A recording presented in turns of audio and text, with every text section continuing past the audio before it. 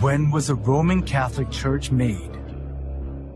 In order to understand its birth, first we need to follow the process on how the early church in Rome, which had been persecuted, obtained recognition from the Roman Empire. The church in Rome kept the undefiled truth of the early church in its initial stage, but later accepted various gods of Rome and religious customs when it became acknowledged as a Roman religion. And this gave birth to the Roman Catholic Church that has the characteristics of Roman polytheism. The Apostle Paul preached the gospel of Christ to Palestine, Asia Minor, Greece, and finally in Rome.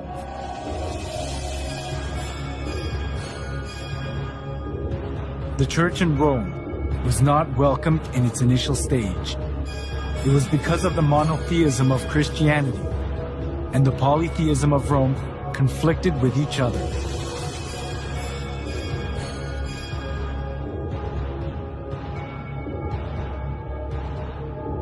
The Romans believed that everything, humans, places, and goods, was inhabited by divinity. As they accepted folk beliefs of the people they conquered, far more various gods and religions prospered in Rome.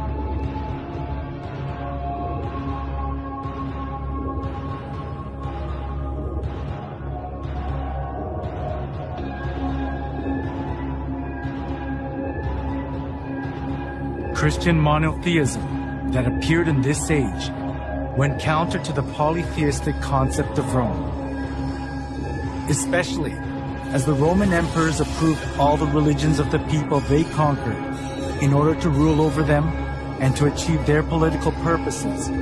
This came into conflict with Christianity, so the Roman emperors persecuted the Christians. The early church was oppressed by many emperors, but there was a turning point during the reign of Emperor Constantine in the 3rd century.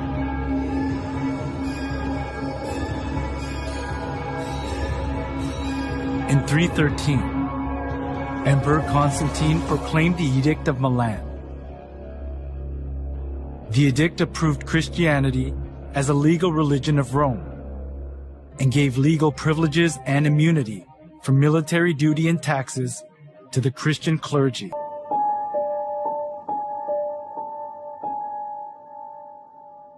There was the political goal of Constantine underlying such kinds of preferential treatment.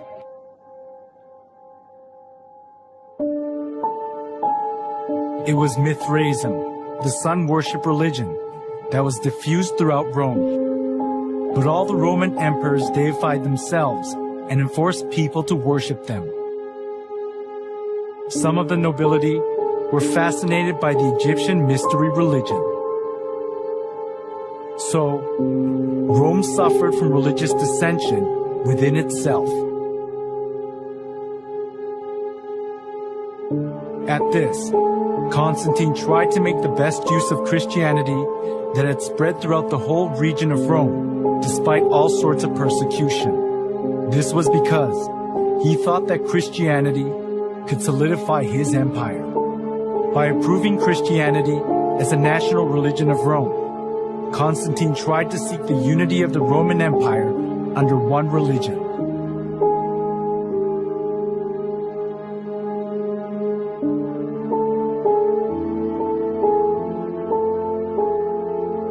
Thanks to Constantine's pro-Christian policies, many believers of the polytheistic religions of Rome streamed into the Christian church. This tightened Constantine's political grip, and Christianity positioned itself as the religion of Rome, expunging persecution and contempt it had received so far. However, the indiscreet conversion they did without having any kind of understanding or faith, rather produced an adverse effect, the influx of pagan customs into the church.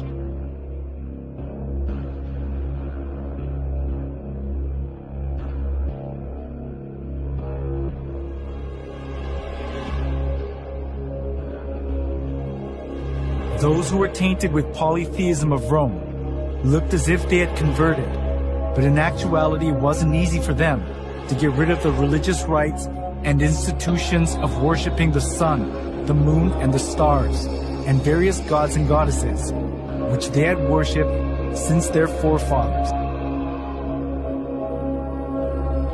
The church in Rome sought for solutions to disburden the pagans when they converted to Christianity.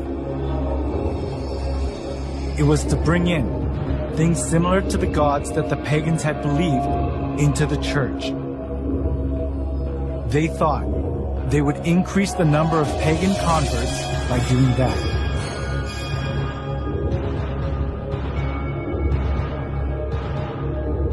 For the Christian bishops introduced, with but slight alterations into the Christian worship, those rites and institutions by which formerly the Greeks and Romans and others had manifested their piety and reverence towards their imaginary deities, supposing that the people would more readily embrace Christianity if they perceived the rites handed down to them from their fathers still existing unchanged among the Christians. The church in Rome that had been persecuted and despised wanted to put their roots down in Rome as an approved religion, even if they had to be mixed up with Roman polytheism. It was because they wanted to keep their faith in comfort, being freed from the extreme pain of persecution.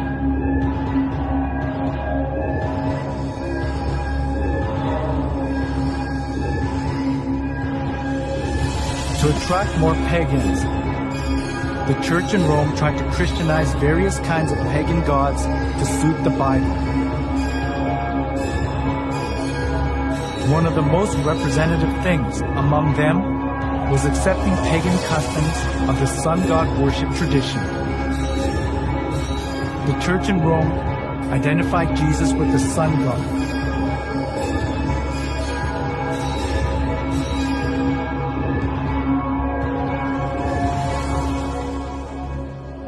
Inside of the church was decorated with various kinds of sun images, and the idea to worship the sun was established as if it were the truth of the church.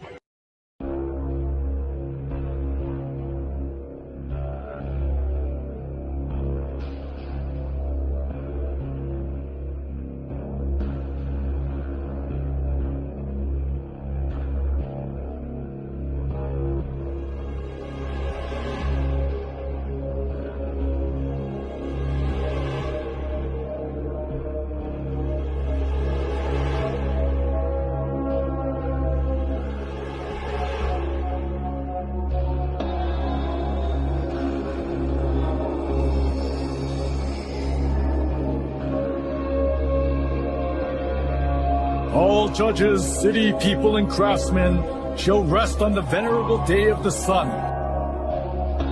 Constantine's edict in 321 played an important role in making the sun god worship fade to put its roots down in the church. Constantine continued to identify the sun with the Christian god in some way. When in 321, Constantine made the first day of the week a holiday, he called it the Venerable Day of the Sun, Sunday. The Christian church took over many pagan ideas and images. From sun worship, for example, came the celebration of Christ's birth on the 25th of December, the birthday of the sun. As the sun god worship mingled in with Christianity, the church in Rome was deprived of its purity of the early church and changed its appearance to the Roman Catholic Church.